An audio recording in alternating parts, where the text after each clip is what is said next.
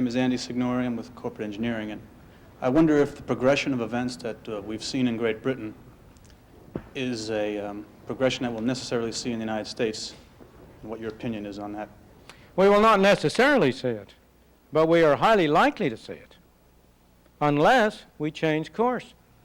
The progression of events in Great Britain is exactly the progression of events in the United States, except at an earlier date. That is, Britain has been a leader in this respect.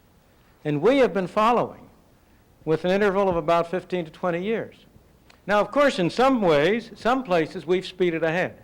For example, in respect to the matters I've been talking about today, in the control of drugs, we have gone much farther in detailed regulation of drugs than Britain has. But in other respects, we're much farther behind them. Thank God for small favors. But if we continue down the path we have been going on for these past 40 years, we shall end up where Britain seems to be headed. Yes. Thank you. I'm Jean-Paul Valence. As you can tell, I learned English in a state-sponsored university.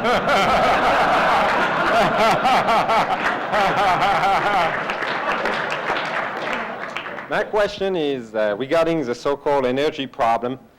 There are a lot of solutions that have been proposed. None of them are very simple, like I suspect you would propose, mainly to let the free market determine the price of various type of energy. And what do you think of the latest Carter proposal with this respect? Well, as you know, that's another case of a set of measures which in part are supposed to protect the consumer. Because in the whole energy area, I didn't go into it because it just duplicates what we've seen elsewhere.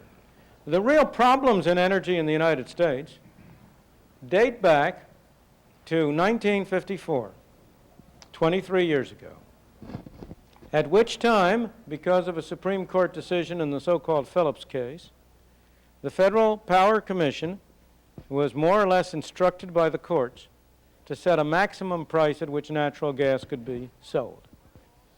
Now, for a while, for quite a long while, that imposed no great problem.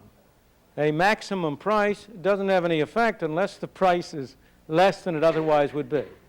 And for quite a long time, you were in a period where energy prices were going down. You did not have substantial inflation, so that maximum price was largely ineffective. But after a while, that maximum price began to bite. And when the maximum price began to bite, what did it do? It made it less economical to produce gas. It made it more economical to use gas. It stimulated consumption, and it retarded production. Now, even so, that might not have been itself a disastrous thing, except that when Mr. Nixon, in the most, in my opinion, harmful thing he did in the whole of his administration, far more harmful than the much more publicized Watergate scandals, when he imposed price and wage controls in August 15, 1971, when he simultaneously put controls on domestic prices and took off controls from foreign exchange, when his left hand did not know what his right hand was doing, that spread the damage from gas to oil. Because now you set a ceiling on the price of oil, of crude oil. And that ceiling on the price of crude oil started to have the same effect as the ceiling on the price of natural gas, to encourage consumption and discourage production. And that is the ultimate source of the whole energy problem. Has nothing to do with with the world running out of oil. It provided the OPEC cartel with their opportunity. They might still have tried to get away with it in the absence of it, but they wouldn't have been as able to get away with it. And almost everything that has come from that has emerged from those initial acts of regulating the price. Now, all of this, as I say, when you hear the people in Washington who talk about this, as I heard Senator Henry Jackson on TV just yesterday talking about this, and talking about whether the price of natural gas was going to be deregulated. Oh, no, it'll cost, he said, the American people $10 billion to deregulate gas. No, that is utter nonsense. It has cost the American people a tremendous sum to have regulated it. Will you tell me how any person is benefited by not being able to buy natural gas and being forced to use coal instead? Or having to use much more expensive oil than coal? Will you tell me how anybody is benefited by natural gas not being available for industry and therefore he doesn't have a job? But no, Henry Jackson is a friend of the consumer, and he is going to see to it that the homeowner isn't hurt. And the tendency, therefore, in the energy program, for exactly that kind of reason, is that if you look at all of the measures that are proposed in that energy program, they are measures that are designed to make the costs imposed on the consumer by the program invisible. Price control is going to be kept. Gas is going to be restricted to household use and visible use. But the utilities are going to be required at almost whatever cost to convert to coal. Factories are going to be prevented from using coal. If not, oil. They're going to be required to use coal. If not, they're going to be required to pay a very high tax. The effect of that will be to make energy more expensive than it otherwise need be, to lead to a wasteful use of energy, to make the cost come out to the consumer in the form of the prices of the products he buys, rather than in the direct price that he pays at the gas pump. But it'll also come out at the gas pump. And part of the effect, of course, is to strengthen the power of OPEC to control the price of oil. The effect of these measures, since the Federal Energy Administration was established, in order to protect the Americans' oil supply from the foreign OPEC effect, since it was established with the objective of increasing domestic availability of oil and gas, what has happened? Our imports of oil from abroad have been going up very rapidly as a percentage of total energy consumption. Why? Because the effect of the oil, and a complicated thing that I can't go into here through an so-called entitlements program, the effect of our present oil price program is to give a subsidy of $3 a barrel to every barrel of oil imported from abroad. And again, who's paying for it? The consumer is paying for it one way or another. He may not pay for it directly. He may pay for it indirectly in taxes. In my opinion, if you had not had these perverse governmental measures over the last 10 years, well, really since 1971 primarily, the OPEC cartel would be gone by now. It would have collapsed as other cartels have collapsed. But we've shored it up. And the Carter Energy Program, I think, will be an utter disaster. You know, it's absolutely hilarious if it weren't so serious. In order to protect the American consumer against the cost of energy, we establish a Department of Energy whose annual budget is greater than the total cost of all the oil we are importing from Saudi Arabia. That's how you, the consumer, are protected against being exploited by those big bad oil companies. So I think the energy program is a disaster. We have a gentleman here who... Dr. Friedman, I'm Terry Sanders. Since we don't seem to have learned a great deal in the last 90 years, what do you think the prospect is for doing better? In other words, how do we go about getting a freer enterprise system, particularly in view of our pretty bad record in recent decades? That's a very good question, and I wish I had an easy answer to you, but I don't.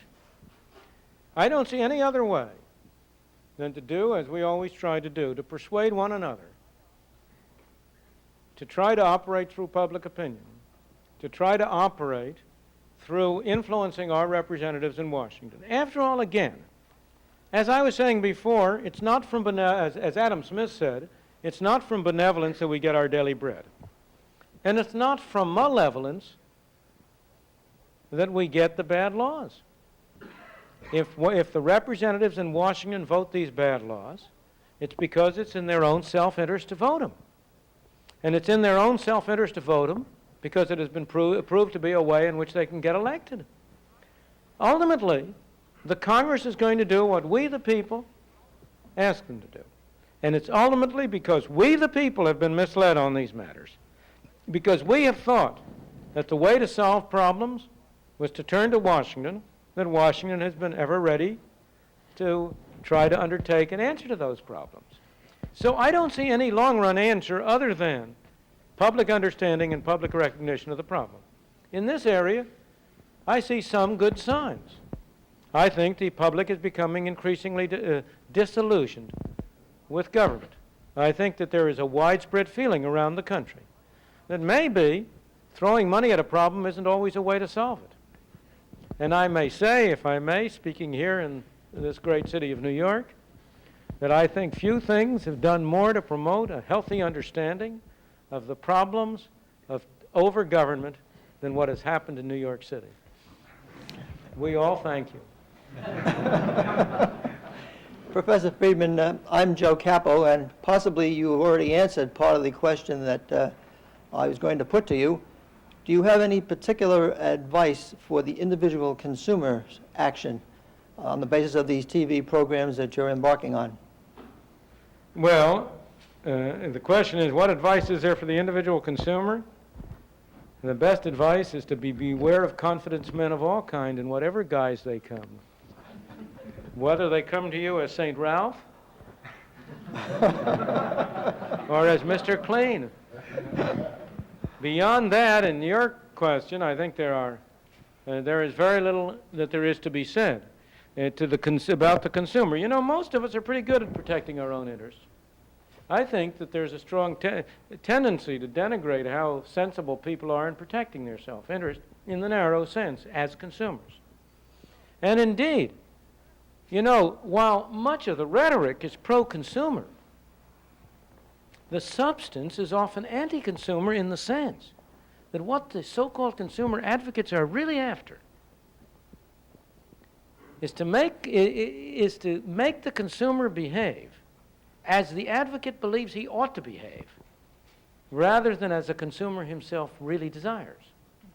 It's in that sense that they want to protect the consumer. It's in the sense of saying, I know better than you what's good for you. And in your own self-interest, you're going to have to do it. So I think that as consumers, we're pretty good, if you leave us alone. But I think in our role as citizens, we're terrible. And for the same reason.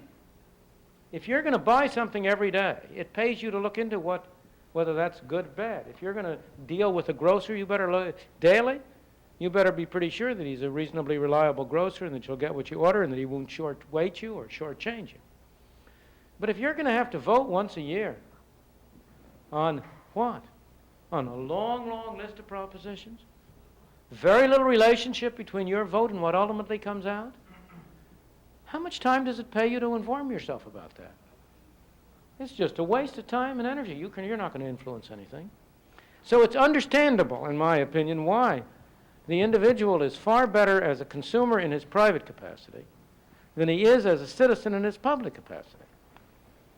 And what we have to do from that point of view is to drive home that lesson and make individuals recognize the enormous importance of setting a limit to the powers that we grant to the government.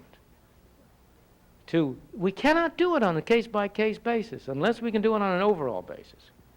And there are various ways of doing this, through tax limitation amendments, through other things. I think we won't succeed. Hi, I'm Steve Love from Pharmaceuticals. I'd like to know how you feel about the Laetrile question. It seems to me that that's possibly a classic example of the consumer not really being in a position to make the proper choices and seemingly making the improper choice. That's a very good question, and I'm delighted you asked that because it's the first question that has really been related to the talk. And we're getting, so you get a special gold medal. And we're getting close to the end of the time when we ought to be shutting this off, but we'll get to you. First of all, I believe that the FDA or any other government agency ought to publish and make available any information it has on Laetrile. My feeling on Laetrile is exactly the same as my feeling on everything else. I think that the consumer ought to be free to make his own judgment. I have no idea whether Laetrile is a useless substance derived from apricot pits or whether it's the greatest boon to mankind. I have no idea, no judgment on it. But I believe that if I were in the situation of a terminal cancer patient or a not-so-terminal cancer patient, that I ought to have freedom to choose whether I wanted to be on Laetrile or not. Now, Laetrile is a very, very interesting case because, so far as I know, neither the FDA nor anybody else has said that Laetrile does any harm. The argument against Laetrile is that the harm which it does is to prevent the patient from seeking more effective cures. But there are no more effective cures. If there were really a truly effective cure, I don't think there'd be much of a problem. Now, there may be better or worse cures. I'm not saying there aren't. I'm not saying that it isn't better for some people to do something other than Laetrile. I'm not making that judgment. I'm saying that I don't believe that some people sitting in Washington ought to be able to make that judgment for me. That's my business. I belong to me, not to them. It's my life at stake. And if I choose to risk my life, if I choose to walk across the street out here, should I be free to do it? I'm risking my life. If I choose to take Laetrile rather than something else, that's my business. Now, of course I'm not well informed. Who is? If the information were really clear and unambiguous, publishing it would be enough, and even that wouldn't do the trick. The information on tobacco, on the effect of cigarette smoking on lung cancer and on other diseases, is, in my opinion, decisive. In fact, it was strong enough 20 years ago to lead me to give up smoking. And so far as I know, the evidence since then has only become stronger. The people who smoke know that. And if they choose deliberately to take the chance of killing themselves through smoking, because the satisfaction that they get from the smoking is worth it, that's their business. I don't see that it's any business of mine to stop them. And similarly, so far as Laetrile is concerned, I believe that you ought to have the completely free sale, not only of Laetrile, but you see, I'm much more extreme and much more radical. I am in favor of the free and open sale of all drugs, whatever they may be, including heroin, including the addictive drugs. Not because I think they're good for you, far from it. Not because I think that they don't do tremendous harm to people who take them.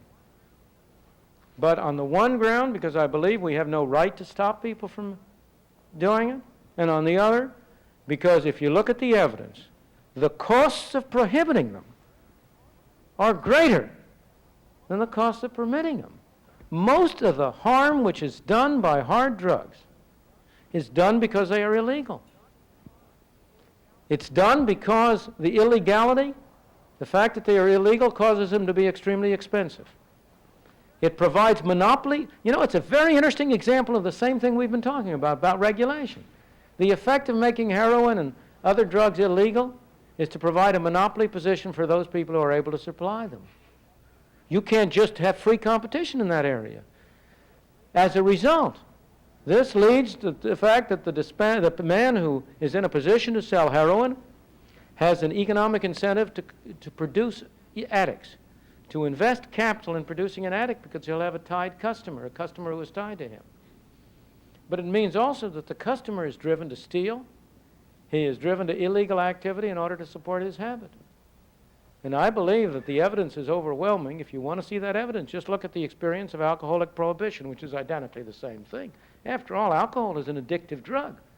There's no difference in principle between alcohol and any of these others. And if you look at our experience through prohibition in trying to stop alcohol, you can see that rendering it illegal did far more harm than the harm which was done by its legality. So I don't have any difficulty on the Laetrile question.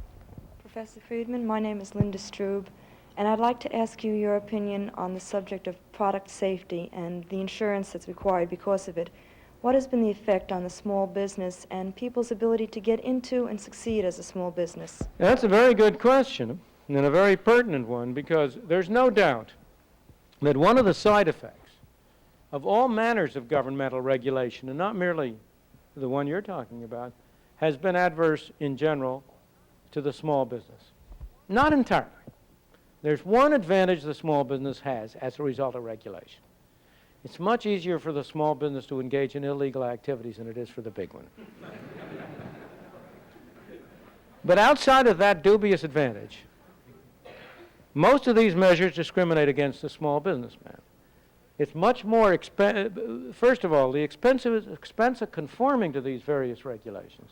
Whether you talk about OSHA, that is the Office of Safety and Health Administration, whether you talk about withholding taxes, wherever you go, there are certain costs involved that are more or less independent of the size of the business, and they're more easily borne by a big business than a small business. A big business can more easily defend itself legally and so on. So all of these measures do have a very adverse effect on small business. Now, in respect to the particular item of so-called safety standards and insurance against it, we have had a very dramatic shift over the past 10 or so years, almost from a doctrine of caveat emptor, buyer beware, under which it was assumed that the seller was liable only in case of proven negligence, to a situation which is almost vendor emptor, seller beware, in which the seller is assumed guilty unless proved innocent, and it's extremely difficult to prove him innocent. Now, the effect of that is going to be, as you were quite properly saying, to require a very much more costly process of producing products which have any chance of leading to damage suits. Now, from this point of view, the safety products requirements of one of those four-letter combinations I gave at the beginning of the talk was a safety agency. I've forgotten which combination of letters it is.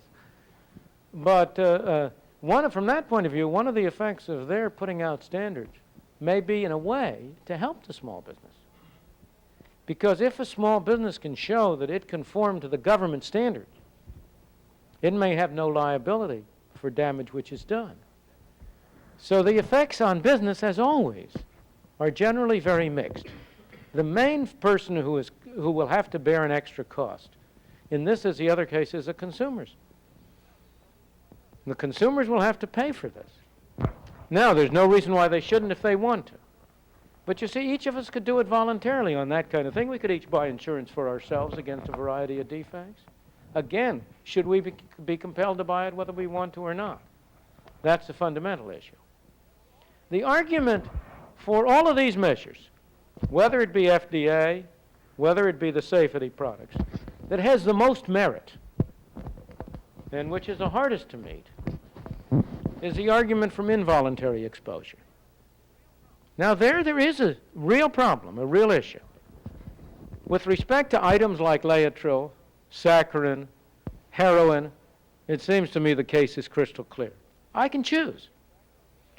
But now, if a factory is emitting a noxious substance in the air, and I'm walking in the neighborhood or driving a car in the neighborhood, I am involuntarily exposed to a cost.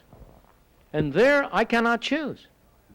And there I really do have a dilemma, because there is no good way to handle that. It's not a good way to handle it through simply doing nothing about it. It's not a good way to handle it.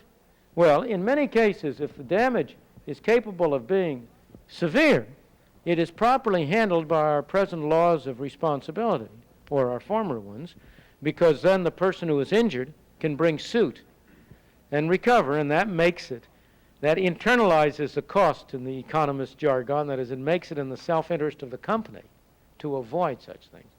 But if the effect is a small, widely dispersed one, like the effects of emissions from car exhaust, it is very difficult to identify who's done the harm to you, and therefore to collect from it. And there is no good answer to that question. That's the only case in which I would recognize that one could establish a case at times for governmental intervention. But even there, I would say, almost always, you will find that the right kind of intervention is not to set standards, but to impose costs. Not to set requirements on the kind of emission control a car has to have, but to impose a tax proportional to the amount of emissions that come out. And similarly in the case that you're describing.